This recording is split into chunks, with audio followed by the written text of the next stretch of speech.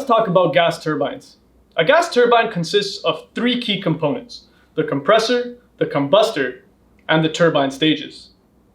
For a gas turbine manufacturer, the goal is to have the highest pressure and the hottest air right before the turbine stage to generate the most amount of power. But how do we go from ambient static pressure to incredibly high pressures that a gas turbine operates on? We do this with blades in the compressor that swirl the air and increase the pressure one stage at a time. Next, the air enters the combustor. Fuel is added and a continuous fireball is created. Temperatures in the combustor could reach up to 1600 degrees Celsius. But since we want to have the hottest temperature air in the combustor to generate the most amount of power, why can't we increase the temperature to, let's say, 5000 degrees Celsius or more? The answer is we can, but we'd melt the entire gas turbine in the process.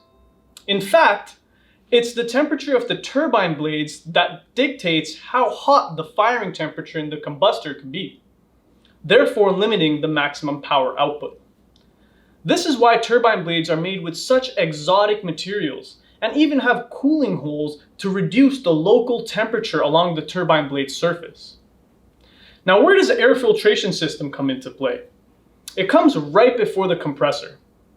All of the air that the gas turbine ingests goes through the air filtration system, which is why it's so important to have proper filtration for salts and other contaminants. Turbine blades and compressor blades are both susceptible to corrosion. For example, look at how different this corroded compressor blade looks versus a brand new compressor blade. It's completely different. The aerodynamic shape and the surface finish both cause a reduction in the compressor efficiency. This means that it requires a lot more energy to go from our static ambient pressure to incredibly high pressures, leaving less energy to generate power.